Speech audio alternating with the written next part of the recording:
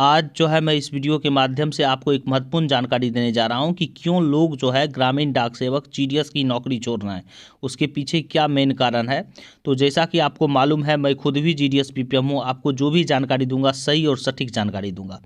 आप लोग के मन में एक प्रश्न आ रहा होगा कि आपको कैसे मालूम चला कि जीडीएस की नौकरी छोड़ रहे हैं। देखिए, मेरे पास 10,000 का टेलीग्राम ग्रुप है, सभी सर्कल से जीडीएस उसमें ज्वाइन है। साथ ही साथ मेरा India post info YouTube channel भी है। उसके बाद हर एक सर्कल वाइज व्हाट्सअप ग्रुप है। तो पता चल ही जाता है, कांटेक्ट करते हैं जीडीएस वाले लोग, पता चल ही जाता है कि आखिर रीज़न क्या है, क्यों जीडीएस की जॉब छोड़ रहे हैं। तो मुझे लगा कि आप लोग को एक्सप्लेन करने की ज़रूरत है कि आखिर रीज़न क्या है।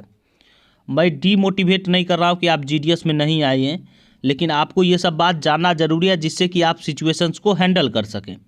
तो आप लोग जो है चैनल को सब्सक्राइब करें और वीडियो के साथ बने रहें। हम आपको पूरा एक्सप्लेन करने जा रहे हैं जिससे कि आपको सही और सटीक जानकारी मिले, आप एक डिसीजन ले सकें। मेरा सिर्फ एक सुझाव है, डीमोटिवेशन नहीं है।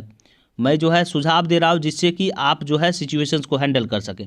आपको पता होगा जीडीएस जो है डाक विभाग में सबसे निचले स्तर का कर्मचारी है, और जीडीएस जो है सेंट्रल गवर्नमेंट एम्प्लॉय नहीं है, extra departmental central government employ है। सेंट्रल गवर्नमेंट एम्प्लॉय की तरह और जीडीएस को किसी भी प्रकार का कोई बेनिफिट नहीं मिलता है, ना ग्रेजुएटी के नाम पे झुंझुना है, सेवरेंस अमाउंट के नाम पे झुंझुना है।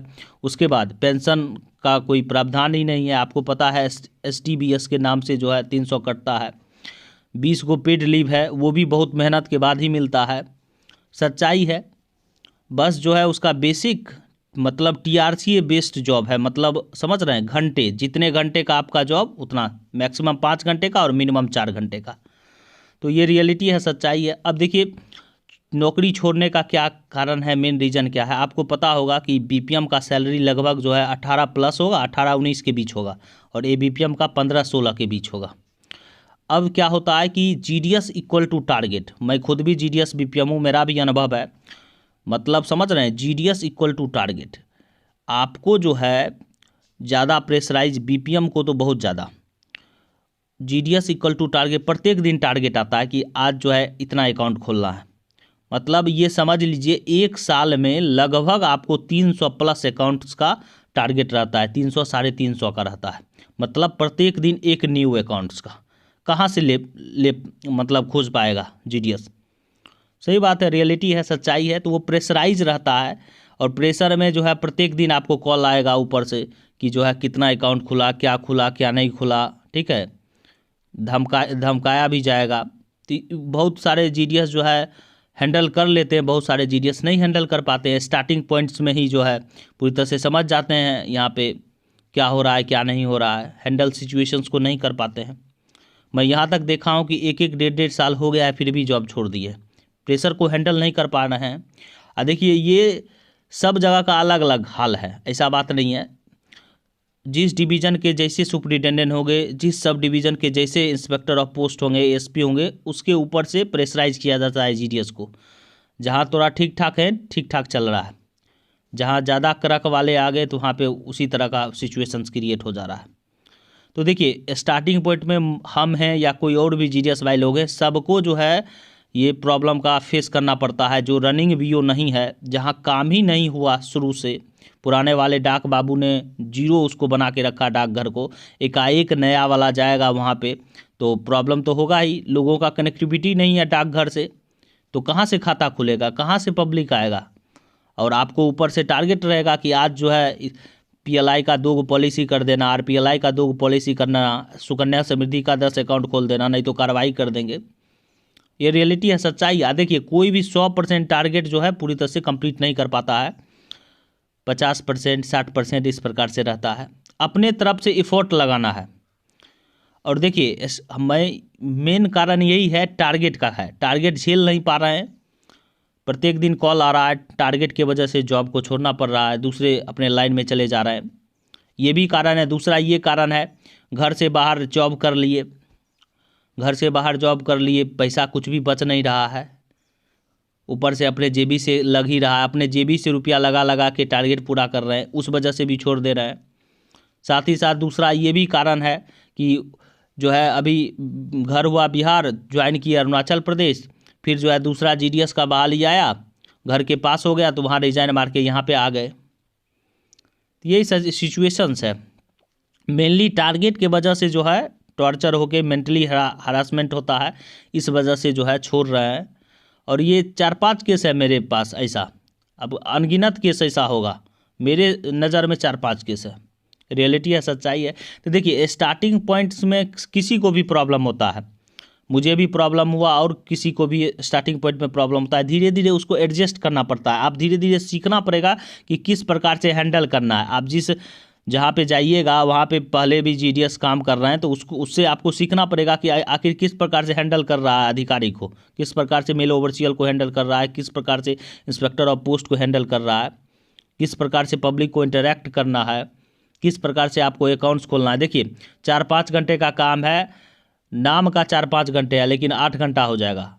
अगर टारगेट को पूरा किया जाए तो आप सुबह से उठिए अपने फील्ड में, अब लोगों को समझाना स्टार्ट कीजिए कि सुकन्या समृद्धि ये है, योजना है, आरडी में ये कीजिए, आरपीएलआई पीएलआई कीजिए, आईपीबीपी का है, सीएलसी वाला है, टीडी है।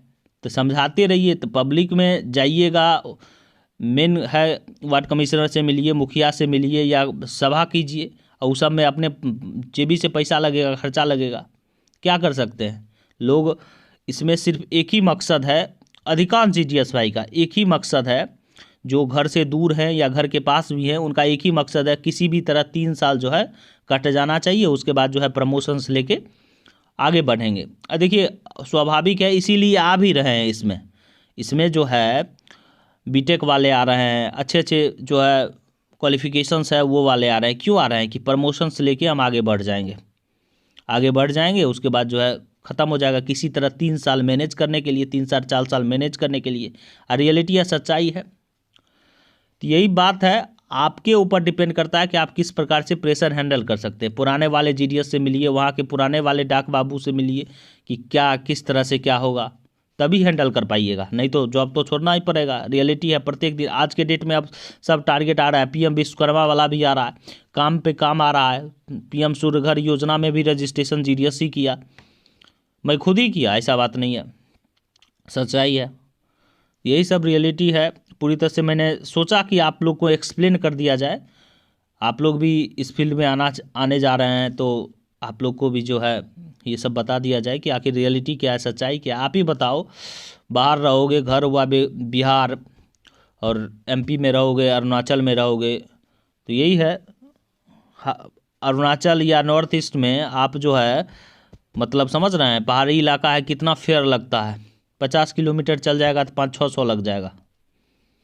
रियलिटी है, सच्चाई है, क्या बचेगा, कुछ नहीं बचने वाला है। ऊपर से जो है टारगेट पूरा नहीं होगा तो ऊपर से दक्षिणा भी देना पड़ता है, कुछ कॉज हो गया तो उसमें भी है, कोई बेनिफिट्स है नहीं। आपको 20 पेड लीव है वो भी नहीं मिलेगा, जब आप ज़रूरत होगा अनपेड लीव आपको ज़रूरत होगा नहीं मिलेगा।